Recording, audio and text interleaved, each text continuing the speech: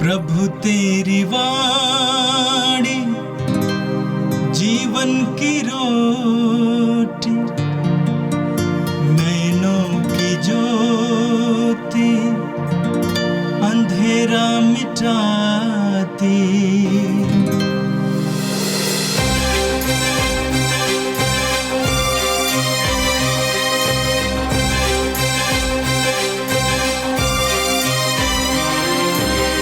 प्रभु तेरी वाणी जीवन की रोटी, नैनों की ज्योति अंधेरा मिटाती। प्रभु तेरी वाणी जीवन की रोटी, नैनों की ज्योति अंधेरा मिटाती। वाणी वाणी वाणी वाणी वाणी पवित्र है, शाश्वत है, जीवन का मन्ना है। 8 मार्च शनिवार। पहला पाठ नबी इसायास का ग्रंथ अध्याय 58 वचन संख्याएं 9 से 14 तक। यदि तुम अपने बीच में से अत्याचार दूर करोगे, किसी पर अभियोग नहीं लगाओगे और किसी की निंदा नहीं करोगे, यदि तुम भूखों को अपनी रोटी खिलाओगे और पददलितों को तृप्त करोगे, तो अंधकार में तुम्हारी ज्योति का उदय होगा और तुम्हारा अंधकार दिन का प्रकाश बन जाएगा। प्रभु निरंतर तुम्हारा पथ प्रदर्शन करेगा, वह मरुभूमि में भी तुम्हें तृप्त करेगा और तुम्हें शक्ति प्रदान करता रहेगा। तुम सींचे हुए उद्यान के सदृश बनोगे, जल स्रोत के सदृश जिसकी जलधारा कभी नहीं सूखती। तब तुम पुराने खंडरों का उद्धार करोगे और पूर्वजों की नींव पर अपना नगर बसाओगे। तुम चार दीवारी की दरारें पाटने वाले और टूटे फूटे घरों के पुनर्निर्माता कहलाओगे।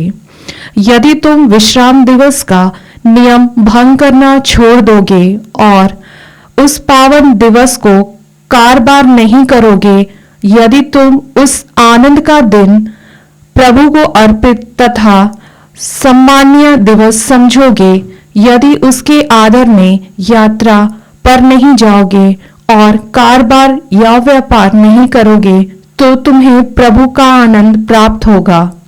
मैं तुम लोगों को देश के पर्वत प्रदान करूंगा और तुम्हारे पिता याकूब की विरासत में तृप्त करूंगा। यह प्रभु की वाणी है।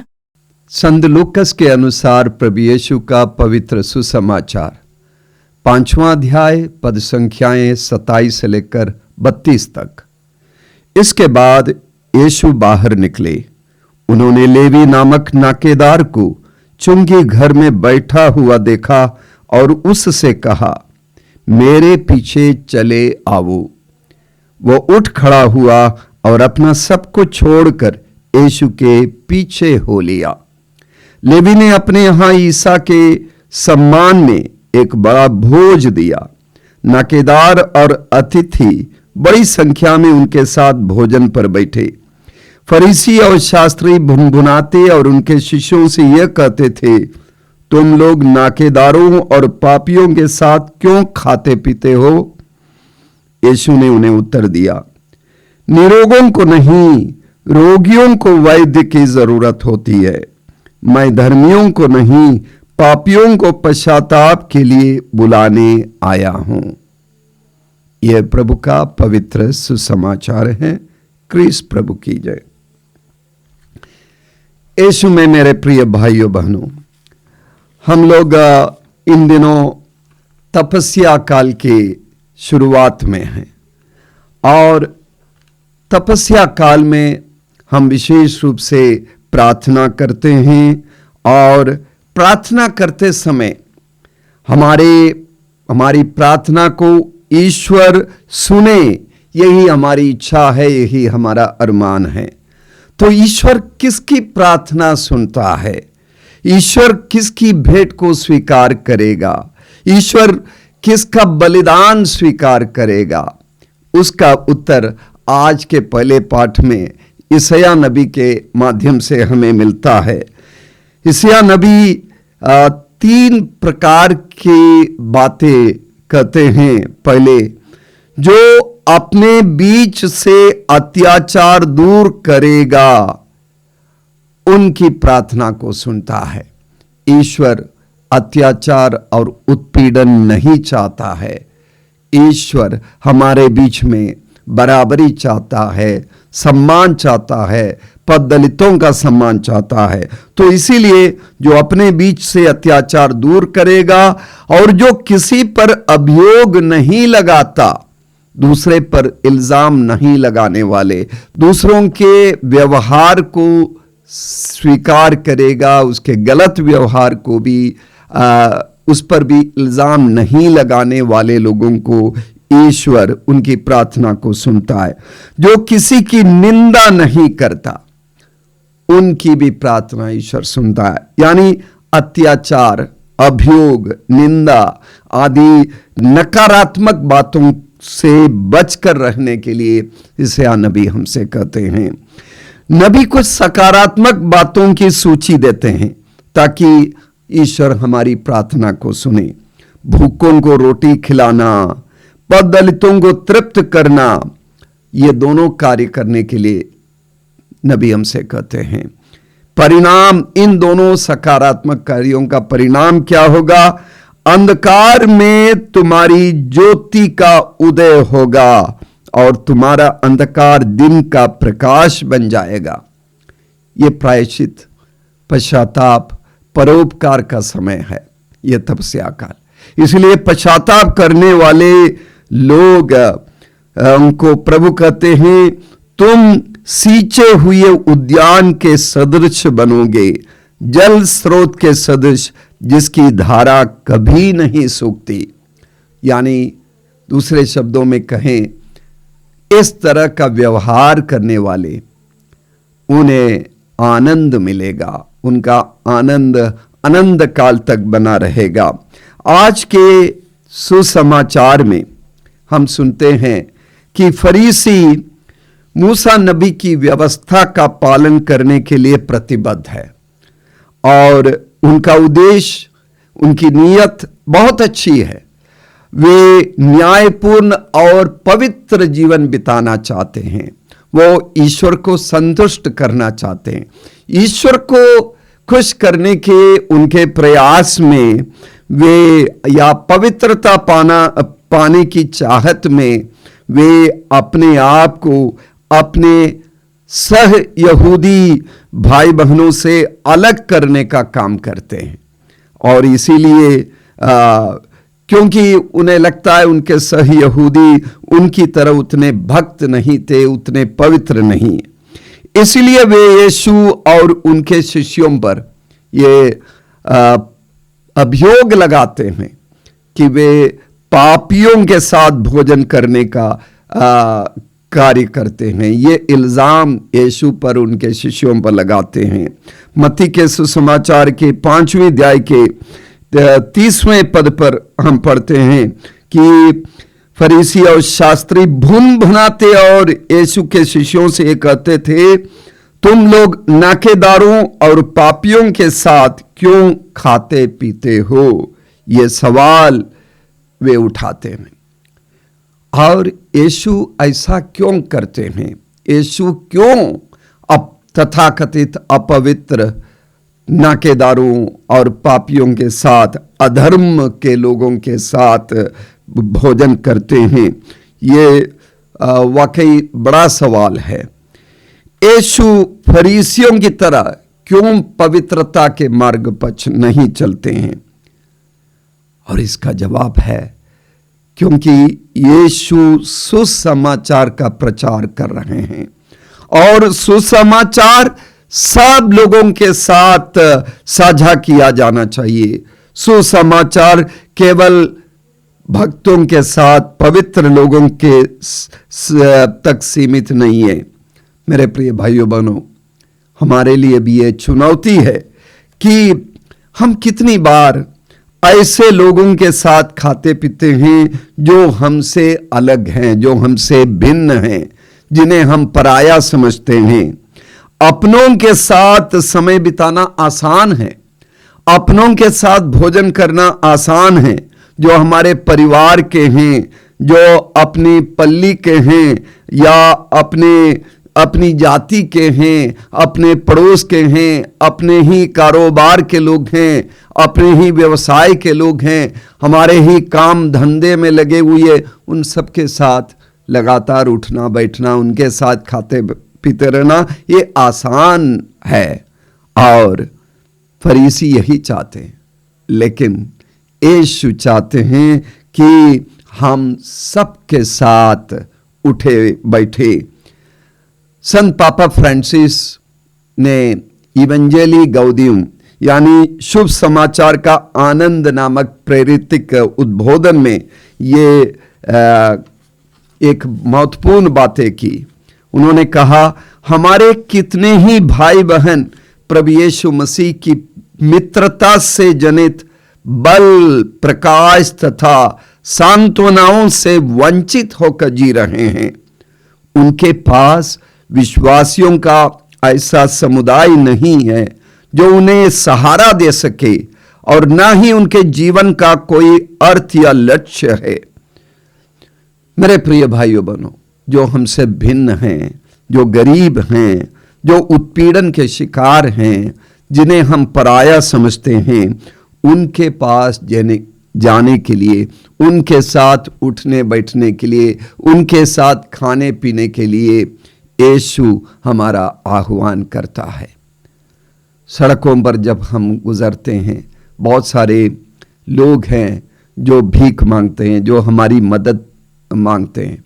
हम सबकी आर्थिक मदद शायद नहीं कर पाएंगे, लेकिन सांत्वना के एक दो शब्द, प्यार भरे, मिठास भरे एक दो शब्द उन्हें जरूर सांत्वना देंगे।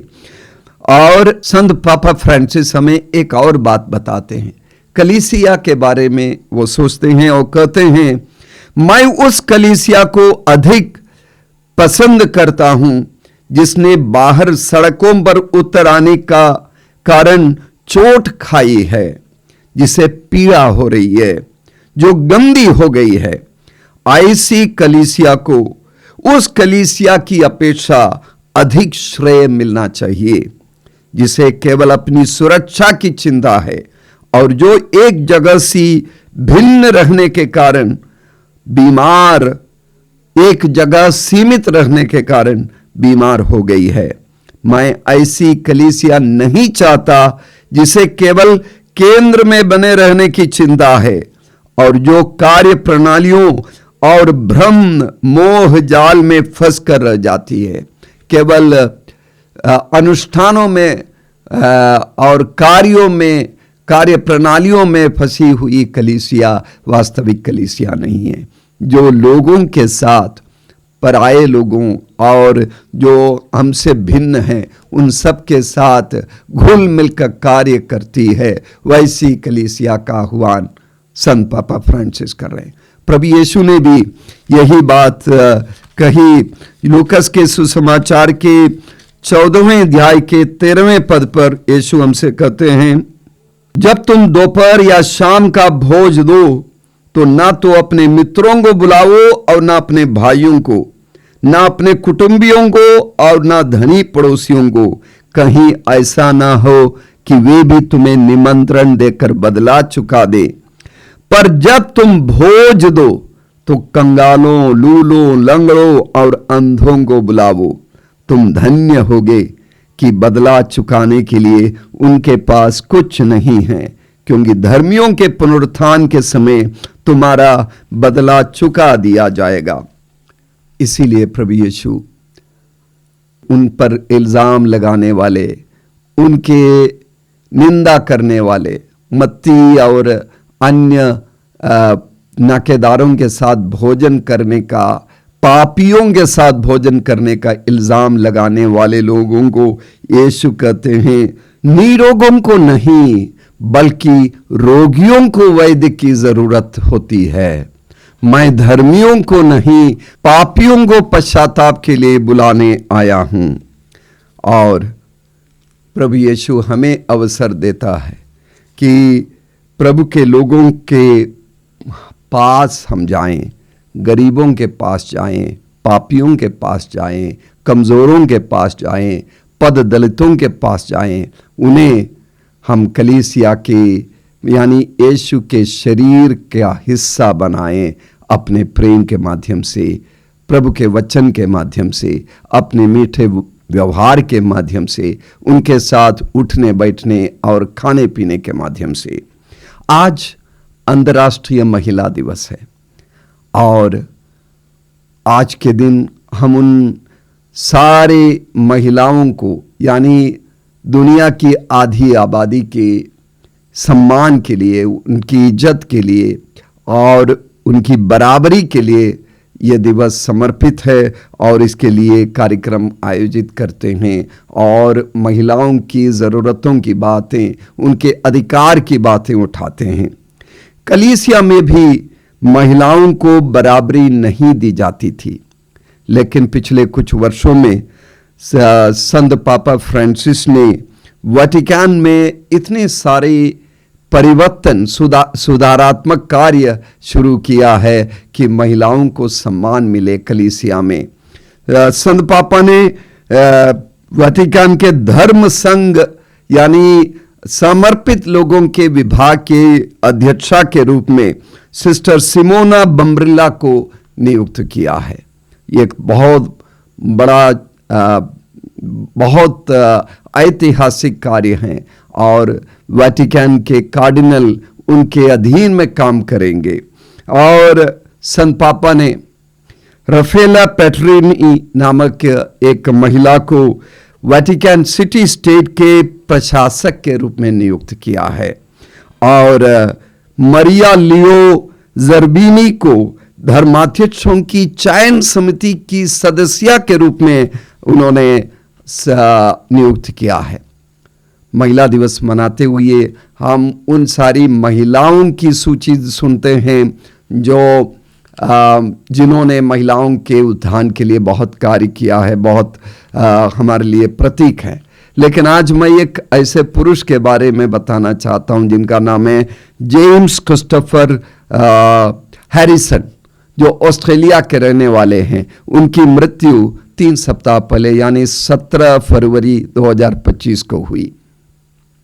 जेम्स क्रिस्टोफर हैरिसन जब केवल 14 साल का था, उनके सीने में, उनके हृदय में बहुत सी गड़बड़ियां थी, तो वो उनका ऑपरेशन किया गया और बहुत सारे ऑपरेशन करना पड़ा और उन्हें बहुत सारे लोगों के रक्त को स्वीकार करना पड़ा। बहुत सारे लोगों ने उदारता से उन्हें रक्तदान दिया और बाद में जब अस्पताल से वो निकले तो उन्हें समझ में आया, उस बालक को समझ में आया कि मेरी रक्त धमनियों में दूसरों का खून बह रहा है। और उस समय उस बालक ने एक निर्णय लिया कि मैं अपने जीवन में रक्तदान करूंगा, बार बार करूंगा। 18 साल की उम्र में पहली बार उन्होंने रक्त दिया।